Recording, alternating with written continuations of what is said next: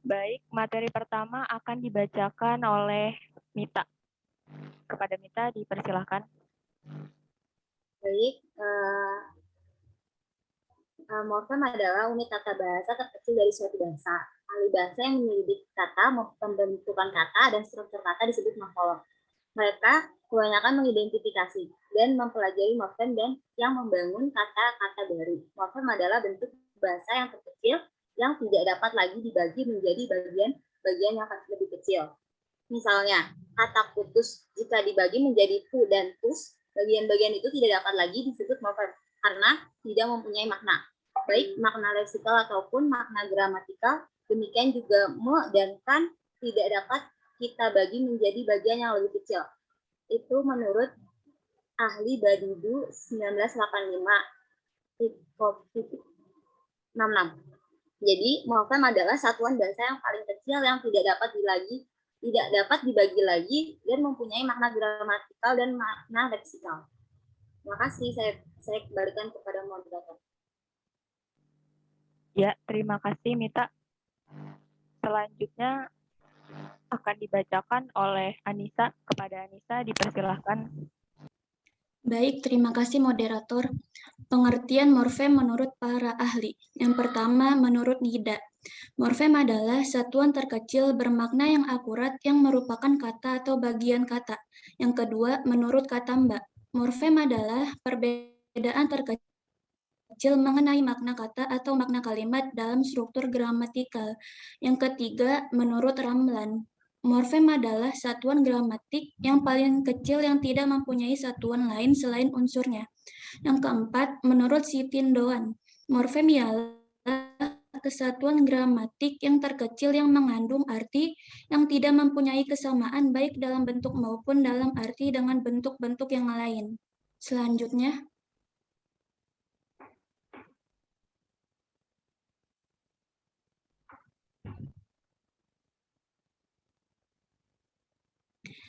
identifikasi morfem. Dalam pembentukan kata, tidak terlepas dengan yang namanya morfem. Morfem sendiri merupakan satuan gramatikal terkecil yang memiliki makna. Kata terkecil menunjukkan bahwasannya sebuah morfem tidak bisa dibagi menjadi lebih kecil lagi, atau dengan kata lain, jika dipaksa untuk dibagi menjadi kecil, tidak akan mempunyai makna. Seperti contoh bentuk membeli dapat dianalisis menjadi dua bentuk terkecil, yaitu me dan beli. Bentuk me adalah sebuah morfem, yakni morfem afiks yang secara gramatikal memiliki sebuah makna. Dan bentuk beli juga sebuah morfem, yakni morfem dasar yang secara leksikal memiliki makna. Terima kasih, saya kembalikan kepada moderator. Terima kasih Anissa. Selanjutnya akan dijelaskan oleh saya sendiri. Jenis-jenis morfem. Yang pertama ada morfem bebas dan morfem terikat. Morfem bebas adalah morfem yang tanpa kehadiran morfem lain dapat muncul dalam penuturan atau bisa juga diartikan sebagai morfem yang dapat langsung digunakan dalam sebuah penuturan. Contohnya seperti morfem pulang, merah, rumah, dan pergi.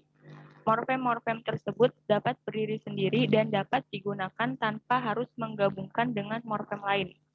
Sedangkan morfem terikat adalah morfem yang tidak dapat digunakan secara langsung dalam penuturan sebelum bergabung dengan morfem lain. Semua afiks dikatakan sebagai morfem terikat karena sebelum membentuk kata harus bergabung dengan morfem lain.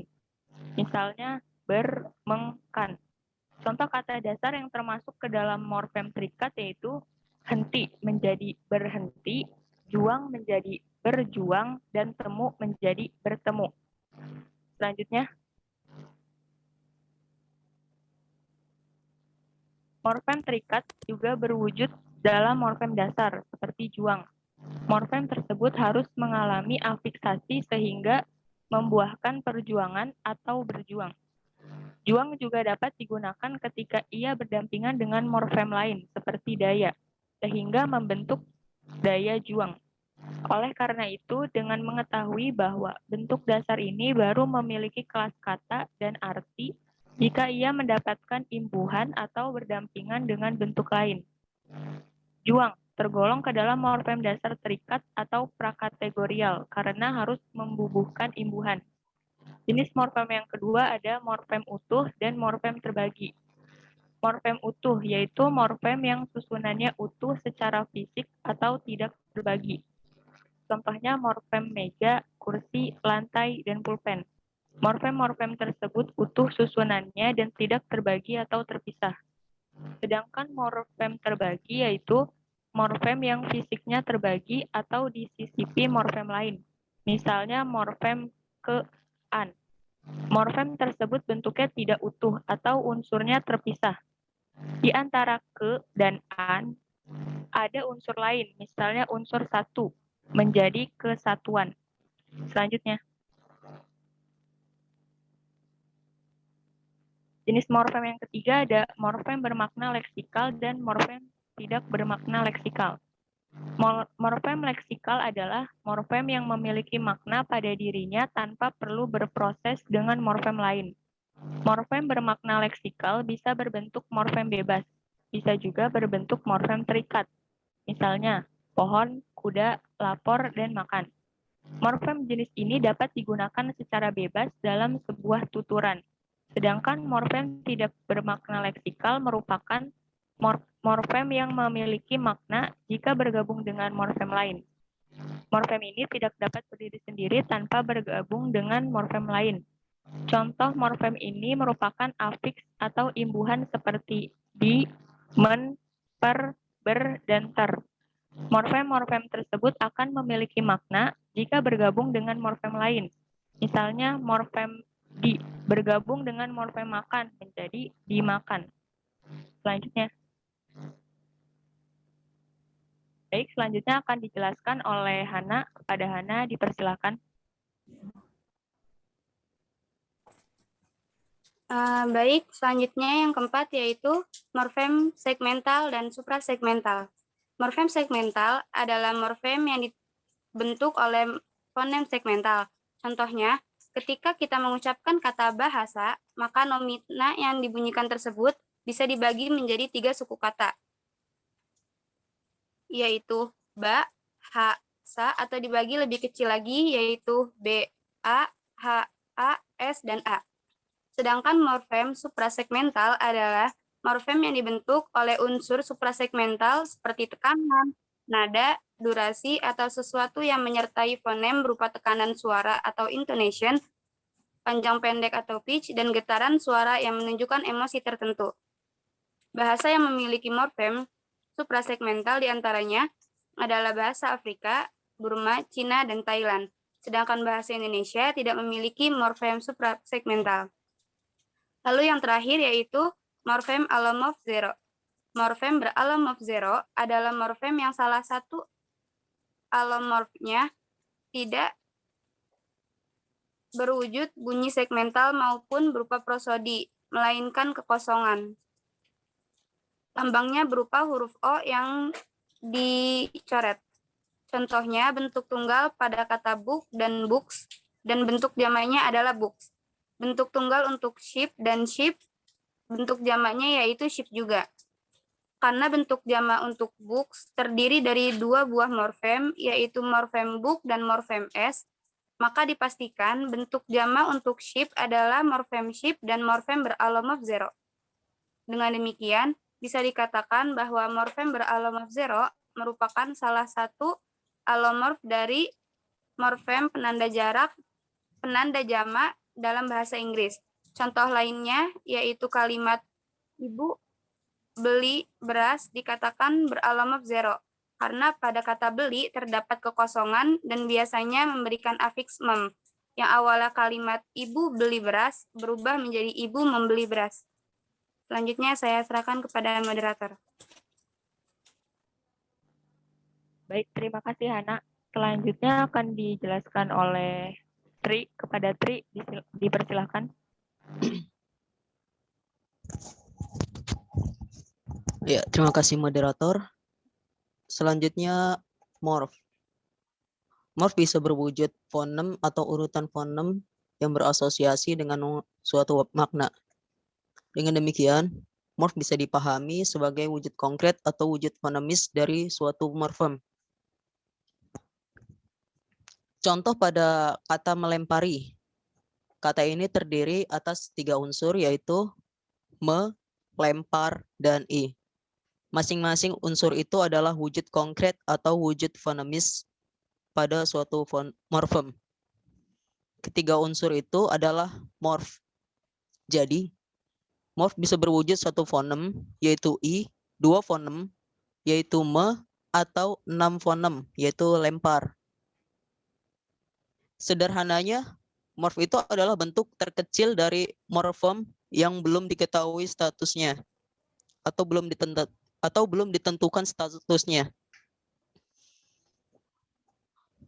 dalam hubungan keanggotaan terhadap suatu morfem.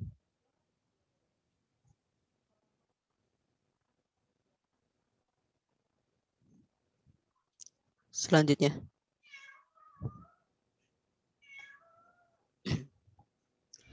alomorf.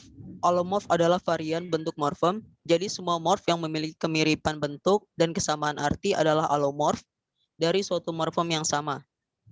Jadi morf menge, men, mem, men, dan meng yang masing-masing terdapat pada kata mengebom, mendongkrak, membubut, menjala, menggunting adalah alomorf dari sebuah morfem, yaitu morfem me.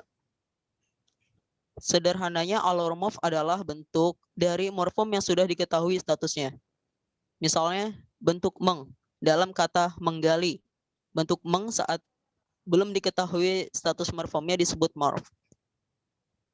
Tetapi setelah diketahui statusnya, yakni sebagai pendistribusi terhadap suatu fonem berkonsonan G, maka morf ini disebut alomorf. Terima kasih.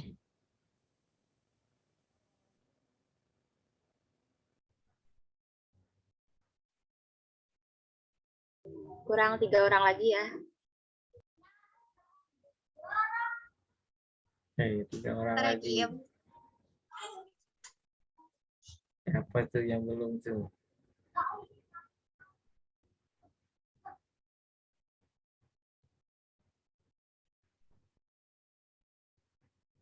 Nah, dimulai aja Mita.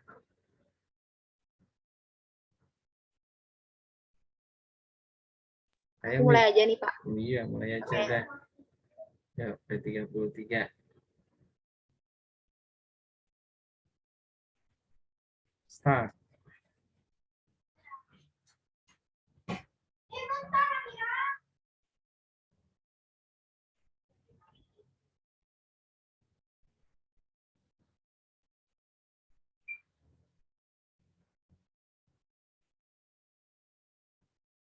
Mana pertanyaannya nggak muncul?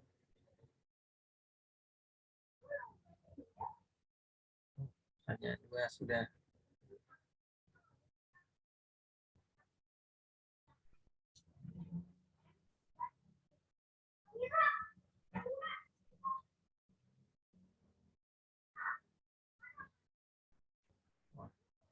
Kita nggak lihat pertanyaannya nih, Mita.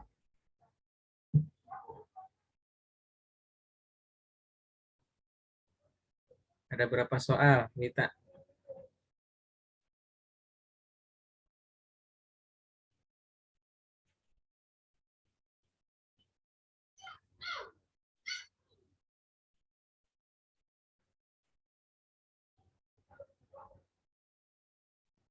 Wah, lihat yang nomor atas, siapa saja tuh?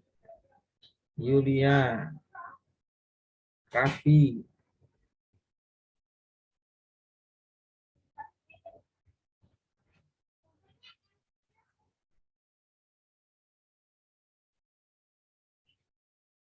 Regita menyusul. Raffi 6. Kalau yang biru begitu benar semua ya, Mita?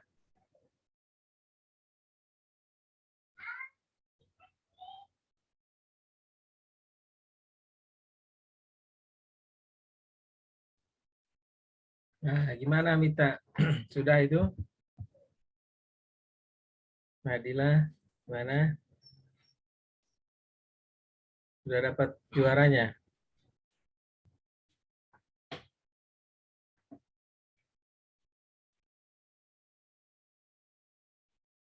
Sudah belum, Nadila? Belum ya? Belum, Pak. Sebentar lagi kayaknya. Ada yang nggak bergerak tuh paling bawah siapa tuh?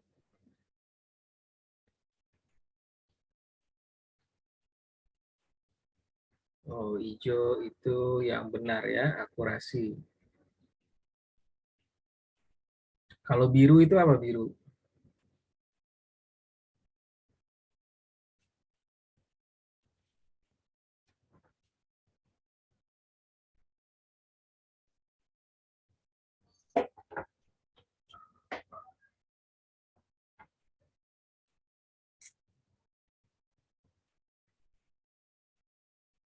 Nur Khalifah Palaloi.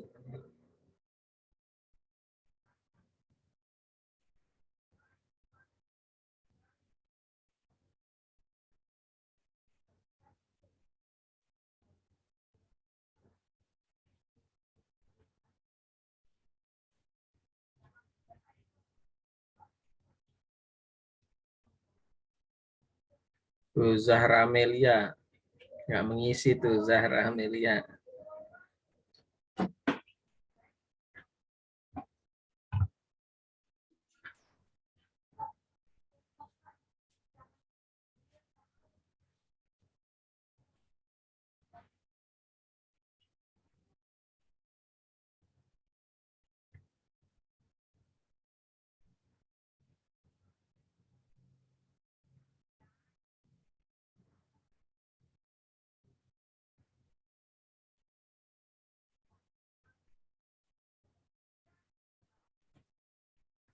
Sudah, Mita? Ya, sudah. Waduh, loading. Sudah?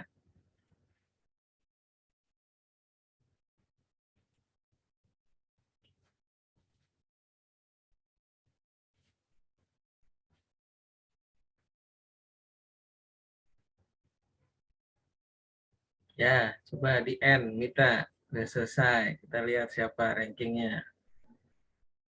Udah nih ya Pak, saya Udah. end. Ya, coba.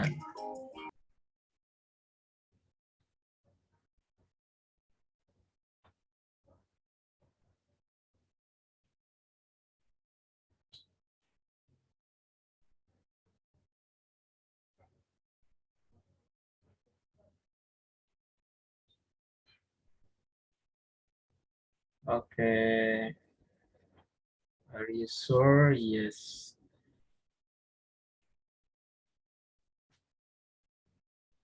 Oke, juara satunya Raffi. Siapa juara 1, 2, 3? Yang juara pertama Raffi, yang juara kedua Regita, yang ketiga tadi siapa? Lupa.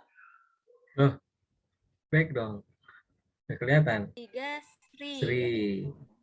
Ya, tepuk tangan dulu dong buat ketiga itu juara.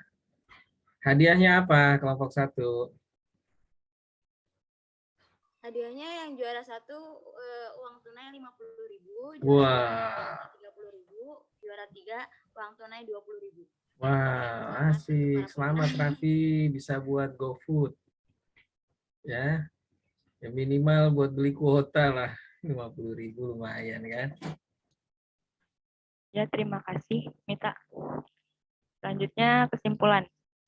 Kesimpulannya itu dari materi morfem adalah unit tata bahasa terkecil dari suatu bahasa yang tidak dapat dibagi lagi dan memiliki makna gramatikal maupun leksikal. Morfem memiliki 5 jenis, diantaranya morfem bebas dan terikat, morfem utuh dan morfem terbagi, morfem bermakna leksikal dan morfem tidak bermakna leksikal, morfem segmental dan morfem suprasegmental, serta morfem beralomorf zero. Morf adalah wujud konkret atau wujud fonemis suatu morfem yang belum diketahui statusnya, Sedangkan alomorf adalah variasi bentuk morfem yang memiliki kemiripan bentuk dan kesamaan arti dari morfem yang sama dan sudah diketahui statusnya. Mungkin itu saja kesimpulannya.